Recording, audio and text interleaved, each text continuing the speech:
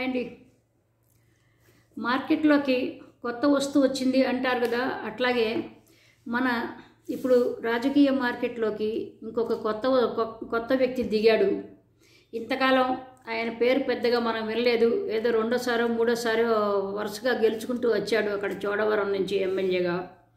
ఏదో పాపం పుణ్యం అంటూ, ఈవీఎంల పుణ్యం అంటూ ఇప్పుడు అందరు కూడాను, ఇట్లాంటి వాళ్ళందరూ కూడాను 3 పువ్వులు 6 కాయల్లాగా అయిపోయినాయి వీళ్ళ జీవితాలన్నీ కూడాను. బాగుంది, మంచిగా అందరూ బాగుండాలి, సర్వే జనా సుఖినో భవంతు అంటారు కదా అట్లా. కానీ ఏంటంటే ఈ పాపం ఈ రాజుగారికి చాలా మేల్ షావనిజం చాలా ఎక్కువగా, పురుష అహంకారంతో మాట్లాడుతున్నాడా లేకపోతే పేదల మీద పెత్తనంతో మాట్లాడుతున్నాడో మరి మనకు తెలియదు. కానీ ఆడవాళ్ళుట ఇప్పుడు ఎందుకు పథకాలు ఇవ్వటం ఎందుకు, డబ్బులు ఇవ్వటం ఎందుకు, వాళ్ళకి డబ్బులు ఇస్తాము అంటే ఎగ్గొట్టేసేసామని చెప్పారు కదా. పథకాలన్నీ కూడా ఎగ్గొట్టే దిశలో వెళ్ళిపోతున్నారు కదా వీళ్ళు. కాబట్టి ఏంటంటే ఆ ఎగ్గొట్టడానికి ఒక అథెంటిసిటీ కావాలి, ఒక సాకు కావాలన్నమాట. అందుకని ఏంటంటే ఈ పెద్ద మనిషి సెలవిస్తున్నాడు. మరి ఈయన పెద్ద మనిషి మరి చంద్రబాబు గారు ఇవ్విస్తాం అని ఏవో గొప్పలు పోయి ఆయన చాలా డబ్బాలు కొట్టినప్పుడు, తెలుగుదేశం పార్టీ అంతా డబ్బాలు కొట్టినప్పుడు ఈయనకి తెలియలేదేమో, చెవుల్లో ఏమో సీసం పోసుకున్నాడేమో, చెవులు వినిపించలేదేమో, మరి మనకు తెలియదు. కానీ ఏంటంటే ఇప్పుడు మాత్రం తెలిసిపోయింది. అంటే డబ్బులు ఇవ్వాల్సి వస్తుంది అంటే అవన్నీ కూడా మనమే బుక్కాలి. ఆ పేదలకు కూడా డబ్బులు ఇవ్వకుండా మనమే బుక్ చేసేస్తే ప్రాజెక్టులు అవి ఇవి వీటితో మన ఇళ్ళే మన పొట్టలే బాగా కొట్టుకోవచ్చు. ఆ బిర్యానీ ప్యాకెట్లుట వాళ్ళు తింటే మనకి చాలా ఏడుపు వస్తున్నది అనమాట. ఎందుకంటే వాళ్ళు పేదలు బిర్యానీ ప్యాకెట్లు తినకూడదుట. వాళ్ళు వెళ్ళి డబ్బులు ఇస్తే అనవసరంగా ఖర్చు పెట్టుకుంటున్నారట, బిర్యానీ ప్యాకెట్లు తెచ్చుకుంటున్నారట. వాళ్ళు బిర్యానీ తింటున్నారంటే ఏంటంటే ఈయన రాజు అయినంత మాత్రం ఏదో మహారాజు, ఏదో కృష్ణదేవరాయలు లేకపోతే అశోక్, చాలా గుప్తరాజుల్లో స్వర్ణయుగంలో ఉన్న మహారాజులు వీళ్ళు, మౌర్య వంశపు రాజు ఏదో అనుకుంటున్నాడేమో ఈ కలిదిండి సూర్యనాగ సన్యాసిరాజు అనే పెద్ద మనిషి. అసలు ఏం రాజో ఏం పాడో మరి మనకు తెలియదు. కానీ ఎంత ఫ్యూడలిస్ట్గా ఎంత అహంకారంతో మాట్లాడుతున్నాడంటే ఆడవాళ్ళు వంటలు కూడా చేయకుండా బిర్యానీలుట బయట నుంచి తెప్పించుకుంటున్నారట. అంటే ఈయన తిరిగి చూసినట్టు. అంటే ఏంటంటే ఆడవాళ్ళు వంట చేయకూడదు అంటే ఏంటి, పురుష అహంకారమే కదా అది. మగవాళ్ళు కూర్చుని తినాలి, ఆడవాళ్ళు చేసింది అనే కదా. అంటే వీళ్ళు బాగా గవర్నమెంటు ఇచ్చిన వంట వాళ్ళు, పనివాళ్ళు, డ్రైవర్లు, కార్లు, ఫ్రీ పెట్రోళ్ళు, ఫ్రీ డీజిళ్ళు, ఫ్రీ డ్రైవర్లు వీళ్ళందరినీ మనకు బాగా దండుకుని ఎదటి వాళ్ళు ఏదో కాస్త ఇంత బిర్యానీ తింటే మనకి అక్కసు బాగా మనకి ఏడుపు రావాలన్నమాట. గుక్కబట్టి ఏడ్చేసేస్తాం అనమాట. కాకపోతే ఏంటంటే ఈయన ఒక పని చేయాలి. ఇంకొకటి ఏంటంటే సోమరి పోతులైపోతున్నారట. ఇవన్నీ పథకాలు తీసుకుని సోమరి వాళ్ళు అవటం తప్ప ఏముంది. నేను చంద్రబాబు గారికి చెబుతాను అండి, చెప్పేదే ఉంది. ఆయన ఎందుకంటే ఘనుడు కాబట్టి ఆయనకి అన్నీ తెలుసు. నువ్వు చెప్పు అంటే ఆయన ఫీలర్స్ వేస్తే ఒక్కొక్కడు చెబుతూ బయటకు వస్తూ ఉంటాడనమాట, ఆ బిల్లల్లో నుంచి ఒక్కొక్క ఎలుక వచ్చినట్టుగాను. అయితే ఇప్పుడు ఇవాళ ఒక పని చేయొచ్చు.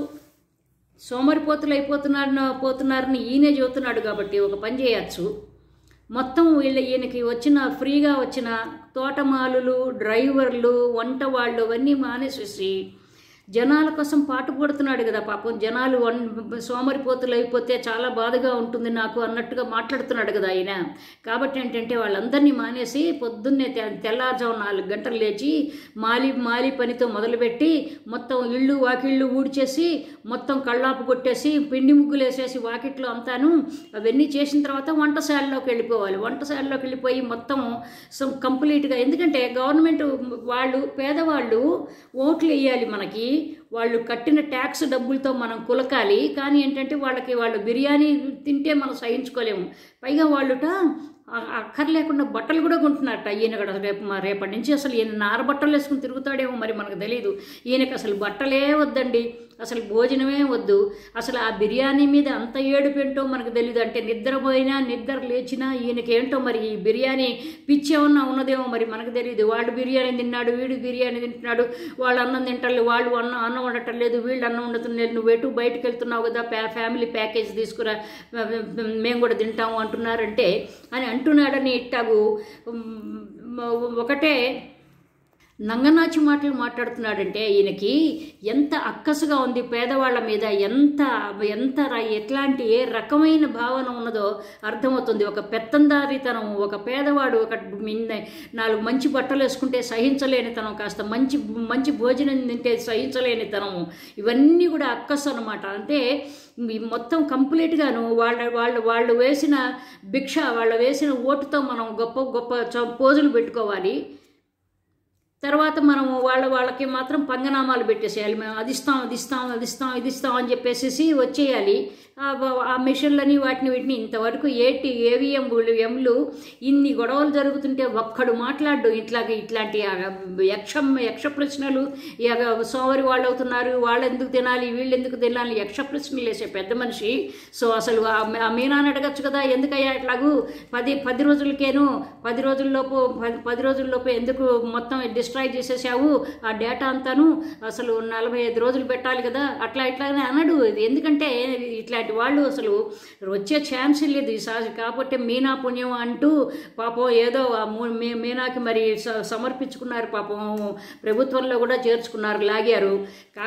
కానీ ఏంటంటే ఇప్పుడు ఇట్లాంటి వాళ్ళు మాత్రం వాళ్ళ ఇంట్లో ఉన్న పని వాళ్ళు అంటే ఫ్రీగా మనకంటే ఒక డబ్బులు ఇస్తే కానీ ఏది రాదు, కానీ వీళ్ళకి ఒక సేవ చేస్తున్నారు అనే ఒక వంకతో మనుషుల డబ్బుల్ని ప్రభుత్వం డబ్బులన్నింటినీ కొల్లగొట్టి అన్ని మనమే మొత్తం దండుకోవాలన్నమాట. కాబట్టి పథకాలు ఎవరికి ఇచ్చినా కానీ అవి మనకి నష్టం, మనం నొక్కేయటానికి నష్టం. కాబట్టి మనం వాడికి ఇవ్వకూడదనమాట, వాడి తిండి తినకూడదు. ఊరికే వాడికి ఆకలేస్తే కనుక ఏదో కాసిన ఇంత గంజి నీళ్లు తాగేసి ఇంత లేతే మంచినీళ్ళు తాగేసి గమ్మున పడుకు నిద్రపోవాలన్నమాట. వీళ్ళు మాత్రము బుక్కి వీళ్ళు బాగా మొత్తం పొట్టలు పెంచుకుని బాగా బిర్యానీలు తిని బాగా ఇంకా అవి తిని ఇవి తిని మొత్తం బట్టలుట వేసుకోకూడదుట, బట్టలు వేస్ట్గా కొనుక్కుంటున్నారట. అసలు ఈయన రేపటి నుంచి నారు బట్టలు వేసుకుంటే బాగుంటుందేమో అన్న ఉద్దేశం. కాబట్టి ఇట్లాంటి పనికిమాలిన మాటలు, పనికిమాలిన రాజకీయ నాయకుల నోళ్లలో నుంచి విని అసహ్యం పుట్టుకొచ్చింది. ఇన్ని సంవత్సరాలుగా ఏదో 5 సంవత్సరాలు, ఇంకోటి గత 5 సంవత్సరాల్లో ఏం చేశాడు గవర్నమెంట్ ఉపయోగకరమైన పనులు ఏమైనా చేశాడంటే గుడ్డితనం వస్తే, ఇప్పుడు మాలాంటి వాళ్ళ గుడ్డితనం వస్తుందంటే లేకపోతే చెత్వారం వచ్చిందా, లేకపోతే అంటే కళ్ళజోడు పెట్టుకుంటారు, లేకపోతేనేమో చెవుడుంటే హియరింగ్ ఎయిడ్స్ పెట్టుకుంటారు. ఇట్లాంటి వాళ్ళకి మరి గుడ్డితనం వచ్చిందా చెవిటితనం వచ్చిందా మరి తెలియదు. కానీ నాడు నేడు కనిపించలేదు, నాడు నేడు స్కూల్ కనిపించలే ఆయనకి, తర్వాత ఇంగ్లీష్ మీడియం స్కూల్ కనిపించలేదు, ఏమి కనిపించలేదు. అన్ని పోర్టులు కనిపిస్తే ఆ 4 పోర్టులు కనిపించలేదు. 17 మెడికల్ కాలేజీలు అన్ని సర్వనాశనం చేసేసి పెట్టేశారు. ఇప్పుడు అన్నీ కూడా ఇంకా ఎక్కడెక్కడ ఏమేం చేయాలా, ఏవేవి మొత్తం దండుకోవాలని ఒకడికి మించిన ఒకడు తాపత్రయపడిపోతున్నాడు. రోజు పోటీలు పడిపోతున్నారు. మేము అది తీసుకుందాం, ఆ ఇసుక తీసుకుందాం, ఇంకోటండో మర్చిపోయాను. ఈయన గారు గొప్పవాడు. ఈయనకి చోడవరం ఆయన నియోజకవర్గంలో అంతగానే ఈయనకి ఏం పోయినట్ట ఇసుక దొంగట. ఇసుకని మొత్తం బుక్కేసేసేట ఈయన.